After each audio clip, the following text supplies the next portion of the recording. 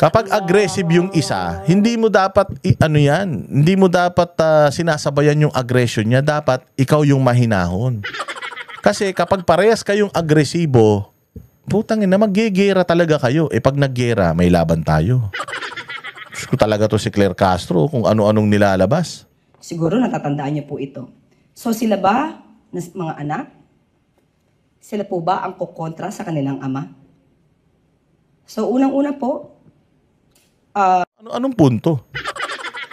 Anong punto mo? Ang sinasabi lang naman dito ni Pulong, huwag niyong isangkalan yung mga yung mga kababayan natin. Huwag ninyong paglaruan yung buhay ng mga Pilipino na papasok tayo sa isang gulo na hindi natin kaya. Yun lang naman yun Katulad yan. Mayroon sinabi kasi si Browner na bumili tayo ng missile. At ang ginamit niyang example, China. Makakarating daw yung missile daw na yung long range, kaya daw makarating sa China nun. Bakit mo sasabihin na yung missile kayang makarating ng China? Di ibig sabihin, binili mo yun para sa China. Kasi pwede mo naman sabihin na yung missile na yun kayang makaabot ng Australia, kayang makaabot ng Hawaii. Pero bakit mo sinabi na China? O di parang sinasabi mo na tinatarget mo yung China. Putang ina, tayo kaya targetin ng China. Nakita nyo ba yung Iron Dome? Yung Iron Dome ng Israel, nakita nyo? Oo, yung Iron Dome na hindi yun ibig sabihin bubunga na bakal, hindi. Yung Iron Dome, pagka merong mga missile na papasok sa kanila, yung Iron Dome na yun, napakaraming mga missile nun na mag-i-intercept nung mga missile na papasok sa kanila. At we are talking about hundreds and thousands of missiles. Ilan lang yung missile na nabili natin, ang yabang na natin. Sa tingin mo makakarating yun dun sa China? Alam nyo ba kung gaano ang missile interceptor ng China? Tanginin yan, pag yung iilang missile natin, pinalipad natin, na-intercept yan ng China, patay tayo dun sa papasok sa atin. Tangina para mamatay yung mga missile na yun ng China, titiradorin natin. Anak ng tinapay. Yan yung sinasabi ni Pulong. Ngayon may sagot si Pulong Duterte dyan. Oo, at ipopost na lang natin dito yung sagot ni Pulong Duterte. Putang ina, nasa na yun? Ito yung sagot ni Pulong Duterte. Wait lang. Nasaan na? Hayop naman talaga. Hanapin natin Paulo Duterte. Ayan. Ito yung kanyang sagot dyan sa ignorant, sabi niya. Statement of Representative Paulo Z. Duterte on the recklessness and historically ignorant remarks of the palace spokesperson Anti-Claire. Kaya nga siya tinawag na Anti-Claire kasi chismosa lang. Para lang siyang yung tsahin mo na chismosa, wala namang alam, putak ng putak. Basta para makapagsalita against the Duterte, puputok ng puputak. Before the palace spokesperson lecture anyone about being inutil in defending our seas, she should first study the timeline and check the facts. Hindi pwedeng puro sat-sat lang sa camera, zero research, which is true. Ganyan si Boying, zero research. Ganyan din tong labandera na to. Mukhang labandera lang to hindi ko alam kung totoo bang abogado to. Under the Duterte administration, the Armed Forces of the Philippines reached a record level of modernization which it had not reached in decades.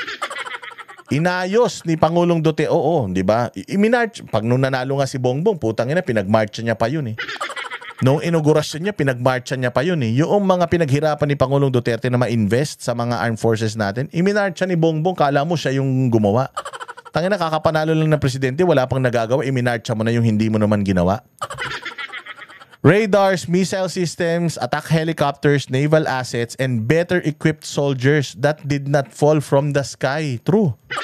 Inayos ni Pangulo yun. Tinaas pa nga niya yung sweldo ng mga pulis at mga sundalo Bumili siya ng mga napakaraming mga armas para kaya nga nanalo tayo sa Mauti Diba? Tatandaan nyo, nanalo tayo sa Mauti dyan sa Mindanao, doon sa may Marawi. Dahil nga doon sa mga advanced yung pag-upgrade ni Pangulong Duterte sa military nung time na yun. That took political will and budget prioritization. Ano bang nabili ni Bongbong Marcos ngayon? Para sa mga sundalo natin. Ewan ko itong mga sundalo natin, ba't sunod na sunod dyan? If that is what she calls inutil, then she just called our modernized AFP useless. And every soldier who risked his life and limb for his country is a joke. This is an insult to the uniform she claims to speak for. Ewan ko. Bakit itong mga naka-uniforme na to, bakit pumapayag silang binababoy-baboy sila nito administrasyon na to? President Rodrigo Roa Duterte protected Filipino lives above all. He did not gamble our people for the sake of impressing foreign handlers or smiling for Washington photo ops. Grabe naman yun. He refused to be a pawn for the CIA or of the CIA. He refused to drag Filipinos into a war we cannot even win and afford. He made sure that we as Filipinos can survive and live with dignity. PRRD showed our soldiers hope and true compassion and have them realize that someone is in fact looking at them, actually lifting the morale of every soldier rather than giving empty promises should be a top priority of every commander-in-chief if he expects the AFP to fight to the end and protect his nation or this nation at all costs.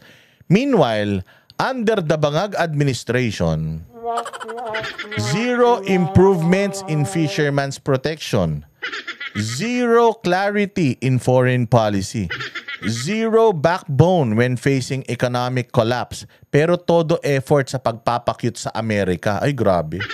Ang sakit naman nun. To Auntie Claire, if you cannot defend your president's failure, don't rewrite the success of the previous one. O, ibig sabihin, kung hindi mo kayang maghanap ng magandang ginagawa ng bobo mong amo, wag mong papangitin yung ginawa ng nakaraang administrasyon. Kung pangit yung administrasyon nyo ngayon, wag nyong ihalin tulad sa napakaganda noong nakaraang administrasyon. Ang hilig nyo kasing magkumpara, hindi naman kasi kayo magkapareho eh. Oh, do not disrespect a leader who actually delivered safety and stability for our citizens while you are busy crowdsourcing solutions for the economy. The Duterte administration faced challenges head-on and most of all, it delivered. Your Bangag administration, on the other hand, is asking the people to save the president from his own incompetence. True. Di ba nagmamakaawa kayo sa tao? Magtulungan na lang tayo. Tulungan yung gobyerno. Tulungan nyo si Bongbong. Matapos yung nakawin ng pera ng taong bayan, binuwisan nyo na yung taong bayan, gusto nyo pa tulungan kayo. Ang dapat tumutulong sa taong bayan, kayo nandiyan dyan eh. Tapos kayo magre-request sa taong bayan para tulungan. Hindi naman nagmakaawa si Pangulong Duterte na tulungan siya ng taong bayan. Sinabi lang ni Duterte, sumunod kayo sa batas dahil kung hindi kayo susunod sa batas, yayariin ko kayo. Yun ang sinabi ni Pangulo. Narinig mo ba nagmakaawa yung katulad ni Bongbong?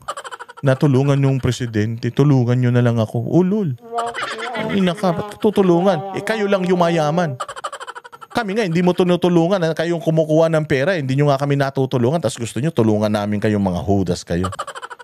Hindi ba? O next time you want to bring up the West Philippine Sea, start with the truth. We built strength, you built excuses. Sabi ko nga kung nung panahon ni Pangulong Duterte, war on drugs, itong panahon ni Bongbong, war on the Dutertes. Doon lang sila magaling sa pagbati ko sa mga Duterte. Pero puros mga news clippings. Saan ka mo makakita ang ebidensya mo, news clippings? Tangin na pag magpakita ka ng ebidensya, Claire Castro, gamitin mo yung bilyong-bilyong confidential funds ninyo para magamit nyo sa mga Duterte. Gumamit kayo ng datos kung talagang totoo. Hindi yung puro balita. Tangin na, wala nga tiwala tao sa mainstream media eh. Tapos, mga news clippings lang yung pinapakita mo. Inutil. Alam mo kung meron inutil dito, ikaw yun.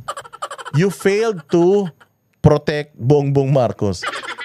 Protect yung, kasi akala mo yung mga pinagsasabi mo na yan okay ka na diyan, yung mga pinagsasabi mo na yan na isalba mo na ang administrasyon ni Bongbong. Hindi. Kung meron pabigat sa administrasyon ni Bongbong, putang ina mo, kasama ka. At marami